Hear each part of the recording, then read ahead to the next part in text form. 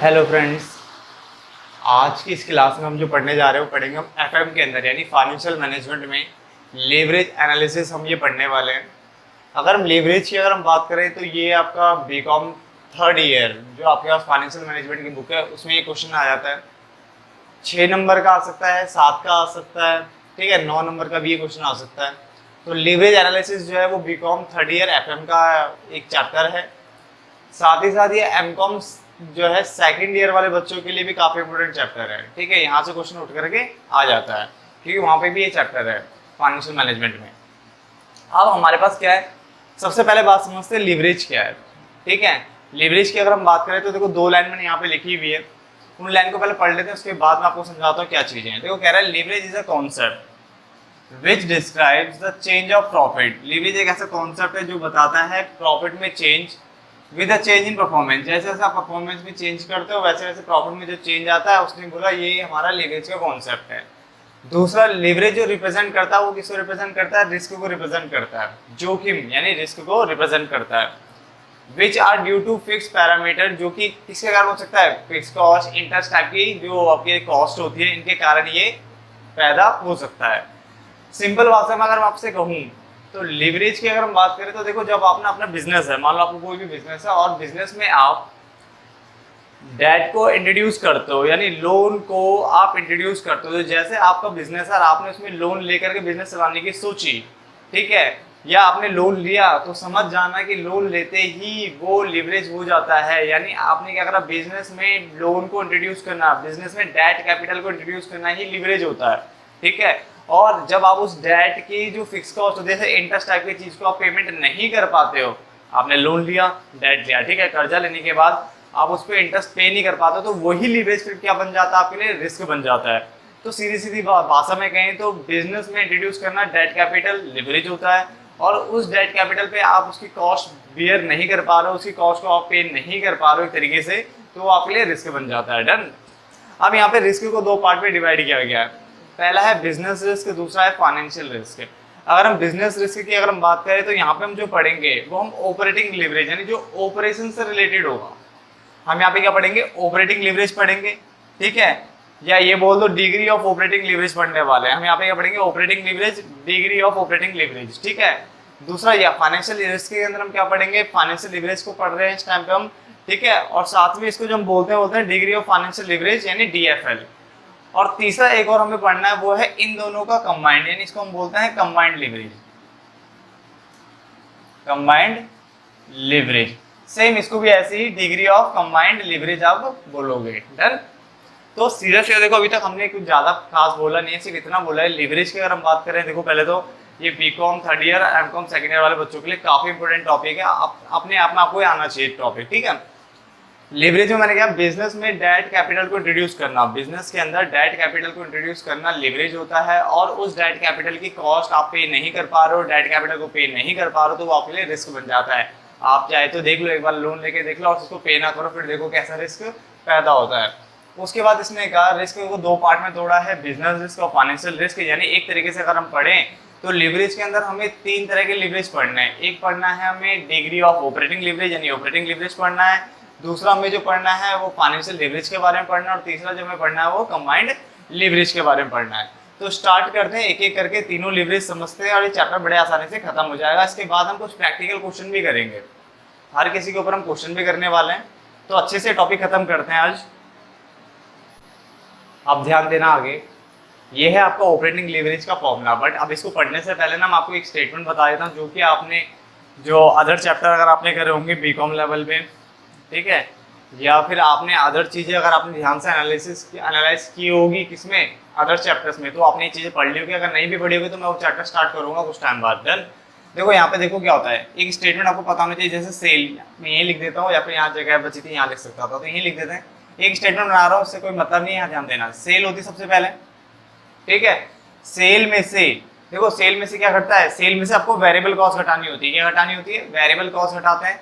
तो मैंने यहाँ पे क्या माइनस करना, मुझे लेस, एक काम करते उससे तरफ लिख लेते, शायद यहाँ आपको विजिबल ना हो ढंग से, ठीक है।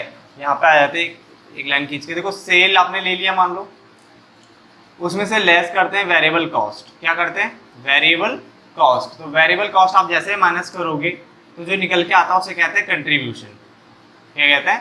कंट्रीब्यूशन कहते हैं। ये स्टेटमेंट आपको अच्छे से आनी चाहिए बच्चे। देखो आप किसी भी लेवल पर अगर आप पढ़ रहे हो, आप क्या नाम बीकॉम लेवल 3rd आप कर रहे हो या उससे ऊपर के लेवल पर, तो आपको स्टेटमेंट आनी चाहिए sale minus available cost equal to contribution. Done. उसके बाद इसमें से माइनस होता है लेस फिक्स्ड कॉस्ट, तो निकल के आता है आपका ईबीआईटी। बेटा ईबीआईटी का मतलब होता है earning before interest and tax. Earning before interest and tax, वो अर्निंग जो कि अभी इंटरेस्ट और टैक्स को घटाने से पहले की है। ठीक है, इसको आप पीबीआईटी भी बोल सकते हो, profit before interest and tax भी इसको आप बोल सकते हो। ठीक है, तो ये आ गया आपका। उसके बाद माइनस करोगे लेस इंटरेस्ट। जैसे आपने इंटरेस्ट माइनस किया तो अब बचेगा अर्निंग बिफोर इंटरेस्ट हट चुका है, अब बचा क्या? टैक्स।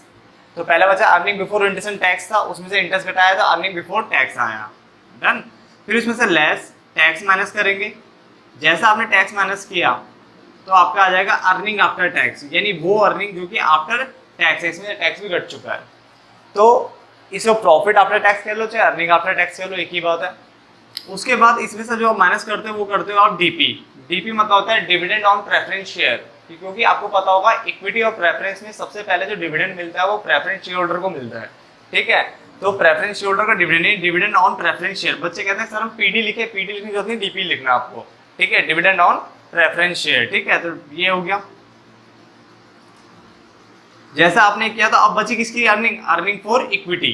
अब इक्विटी वालों की अर्निंग बची है। देन जैसे आप अर्निंग फॉर इक्विटी आपका निकलेगा, इसको आप डिवाइड करते हो नंबर ऑफ इक्विटी शेयर से डिवाइड करोगे, और जैसे आप डिवाइड करोगे तो आपका आ जाएगा अर्निंग पर शेयर। क्या आ जाएगा? Earning per share. ठीक है, तो मैंने ये स्टेटमेंट आपके सामने बना दी है। ये स्टेटमेंट मैं आपको दोबारा से एक बार रिपीट कर रहा हूँ, आप ध्यान से देखना। जिसको पूरे पूरे नाम लिखने वो नाम भी लिख सकता है। देखो सबसे पहले सेल, सेल में से माइनस किया वेरिएबल कॉस्ट। ये स्टेटमेंट बहुत कम आने वाली है, बीकॉम लेवल पे तो बहुत ज़्यादा है। ठीक है, तो सेल, सेल में से माइनस किया वेरिएबल कॉस्ट तो निकल के आ गया कंट्रीब्यूशन। कंट्रीब्यूशन में से माइनस किया फिक्स्ड कॉस्ट तो निकल के आ गया ईबीआईटी, यानी earning before interest and tax, जिसको हम profit before interest and tax भी बोलते हैं। उसके बाद उसमें से माइनस करना आपको पहले इंटरेस्ट, तो अर्निंग बिफोर टैक्स बचेगा ई, बी और टी। फिर इसमें से टैक्स भी माइनस कर दोगे तो अर्निंग आफ्टर टैक्स या प्रॉफिट आफ्टर टैक्स बचेगा। ठीक है, देन उसके बाद हमने क्या बोला, उसमें से डिविडेंड ऑन प्रेफरेंस शेयर घटा दो तो बचेगा इक्विटी, अर्निंग फॉर इक्विटी, यानी वो अर्निंग जो इक्विटी शेयर होल्डर्स की है। उसके बाद डिवाइड करो नंबर ऑफ इक्विटी शेयर्स तो निकल के आ जाएगा अर्निंग पर शेयर, यानी पर शेयर की क्या अर्निंग होगी। अब आगे बढ़ते हैं। देखो हमने बोला लीवरेज की अगर हम बात कर रहे हैं तो लीवरेज में सबसे पहला हमारा ऑपरेटिंग लीवरेज था। ऑपरेटिंग लीवरेज को बोला हुआ it is defined at percentage change in EBIT, यानी ईबीआईटी में परसेंटेज चेंज। अब ये चेंज कब निकलेगा जब आपको 2 साल का डेटा दिया होगा, वरना ये फॉर्मूला, ये परसेंटेज चेंज वाला फॉर्मूला तभी लग सकता है जब आपको 2 साल का डेटा दिया हो, यानी 1 साल का ये रहा, 1 साल का और एक लाइन और दी होगी 2000, जैसे 10 और 11, 15 और 20, वो 15 और 16, ठीक है, 18, 19, इस तरह का डेटा आपको दिया होगा, तभी आगे परसेंटेज चेंज निकलेगा। ठीक है, तो percentage change in EBIT upon में परसेंटेज चेंज इन सेल, तो ईबीआईटी का चेंज और सेल का चेंज, इन दोनों के रेशियो को डिग्री ऑफ ऑपरेटिंग लीवरेज कहते हैं। दूसरा फॉर्मूला भी आपके पास है जो सबसे ज्यादा यूज होने वाला आपके पास, कंट्रीब्यूशन अपॉन में ईबीआईटी, कंट्रीब्यूशन अपॉन में ईबीआईटी, कंट्रीब्यूशन अपॉन में ईबीआईटी। तो 2 फॉर्मूला आपको याद रखना है, percentage change in EBIT upon में परसेंटेज चेंज इन सेल, और नंबर 2 आपका जो फॉर्मूला हुआ है कंट्रीब्यूशन अपॉन में ईबीआईटी। डन, तो ये आपका पहला फॉर्मूला हो गया ऑपरेटिंग लीवरेज का। अब दूसरे पे बढ़ते हैं। अब दूसरा देखिए यहाँ पे फाइनेंशियल लीवरेज का फॉर्मूला देखिए, डिग्री ऑफ फाइनेंशियल, यानी it is defined as a percentage change in EPS, यानी ईपीएस में change with percentage change in EBIT. तो उसका क्या हुआ आपका ईपीएस और ईबीआईटी। डन, पहले वाले को देखोगे तो क्या था, पर ईबीआईटी अपॉन में सेल, यानी percentage in EBIT upon percentage sale, यानी यहाँ से यहाँ तक, क्योंकि ये जो पोर्शन होता है ना इतना, ये आपका बिजनेस से रिलेटेड है, यानी ये आपका ऑपरेटिंग साइकिल से रिलेटेड होता है। डन, तो ईबीआईटी अपॉन में परसेंटेज इन सेल नीचे का ऊपर के साथ, सेम यहाँ पे भी ईपीएस ये फाइनेंस का पार्ट हो गया अभी, तो यहाँ से लेके यहाँ तक, तो percentage change in EPS upon में परसेंटेज चेंज इन ईबीआईटी, यहाँ तक कोई दिक्कत नहीं, ये दोनों कंप्लीट हो गए। उसके बाद दूसरा फॉर्मूला भी आपको याद रखना है, वो है आपका ईबीआईटी अपॉन में ईबीटी माइनस डीपी अपॉन में 1 माइनस टी। ठीक है, अब देखो बच्चे देखो, ये आपको मेन फॉर्मूला होता है, आधे बच्चे इस फॉर्मूले को पढ़ते ही नहीं है। आधे बच्चे क्या फॉर्मूला पढ़ते हैं बताता हूँ आपको, वो पढ़ते हैं ईबीआईटी अपॉन में ईबीटी, बस इतना ही पढ़ के जाते हैं। गलती से क्वेश्चन में डीपी आ जाता है यानी डिविडेंड प्रेफरेंस शेयर आया था, क्वेश्चन धराशायी हो जाएगा आपका फिर, ठीक है ना, याद रखना। तो उससे क्या होता है कि जब डीपी आ जाता है ना तो बच्चे ने ये फॉर्मूला लगा करके आया था, क्वेश्चन गलत हो जाता है। तो यहाँ पे क्या करना है, ईबीआईटी, ठीक है, earning before interest and tax upon में earning before tax minus DP upon में 1 माइनस टी। ये छोटा टी है, छोटे टी का मतलब टैक्स रेट होता है, ठीक है ना, याद है ना, ये छोटा टी है तो टैक्स रेट, बड़ा टी है तो वो अमाउंट को शो करता है, ये भी आपको पता होना चाहिए। तो यहाँ पे टैक्स रेट आएगा, जैसे मान लो 30% है तो 1 माइनस 0.30, 30% में 0.30 लिखते हैं, ठीक है ना, इसका मतलब ये है 20% तो 1 माइनस 0.20, इस तरह से। तो ये फॉर्मूला आपको याद रखना है। ये तो तब बन जाएगा और मान लो डीपी ही नहीं है, डीपी 0 है, मान लो क्वेश्चन में डिविडेंड में प्रेफरेंस शेयर है ही नहीं क्वेश्चन में, तो 0, तो इसको 0 से 0 को इससे डिवाइड करोगे जो भी है तो क्या आएगा, 0 ही आएगा। तो जब ये 0 जाएगा तो क्या होता है, ईबीआईटी अपॉन में ईबीटी बचता है। तो ये जो है ना ये तभी निकलेगा जब आपको प्रेफरेंस शेयर ना दिए हो क्वेश्चन में, डिविडेंड वाली बात ही ना हो, वरना आपको ये याद रखना है ईबीआईटी फिर ईबीटी, ये तो आएगा आएगा, फिर माइनस में डीपी और 1 माइनस टी, आपको ये रखना है। अगर आपको अच्छे नंबर चाहिए तो पता होना चाहिए इसके बारे में, ठीक है। ये दो फॉर्मूला आपके क्लियर हो गए। अब तीसरा करते हैं कंबाइंड लिवरेज का। उसके बाद फिर अगली जो वीडियो होगी इसमें थोड़ा थ्योरी का पोर्शन हल्का सा और कवर करके हम प्रैक्टिकल क्वेश्चन करना शुरू कर देंगे, ठीक है। बहुत आसान चैप्टर है, बहुत छोटा चैप्टर है ये। तो अब तीसरी बात करते हैं कंबाइंड लिवरेज की। अब ये तीसरा आपके पास कंबाइंड लिवरेज। कंबाइंड लिवरेज में सिंपल सा है, it is a product of, यानी मल्टीप्लाई करना आपको किसका, ऑपरेटिंग लिवरेज का फाइनेंशियल के साथ। तो ऑपरेटिंग लिवरेज और फाइनेंशियल लिवरेज का मल्टीप्लिकेशन जो होता है यानी प्रोडक्ट जो होता है वो आपका कंबाइंड लिवरेज होता है। पहला फॉर्मूला इसके अंदर देखो लिखा है परसेंटेज चेंज इन, ये डेल्टा, डेल्टा का मुझे जो बनाई इसको डेल्टा बोलते हैं। डेल्टा यानी ये ट्रायंगल टाइप का जो बनता है, ठीक है, इसका मतलब चेंज होता है। तो आप चेंज लिख सकते हो परसेंटेज चेंज इन ईपीएस, या ऐसे भी लिख सकते हो। तो परसेंटेज चेंज इन ईपीएस यानी अर्निंग पर शेयर अपॉन में परसेंटेज चेंज इन सेल्स। तो कैसे निकला होगा ध्यान देना जरा।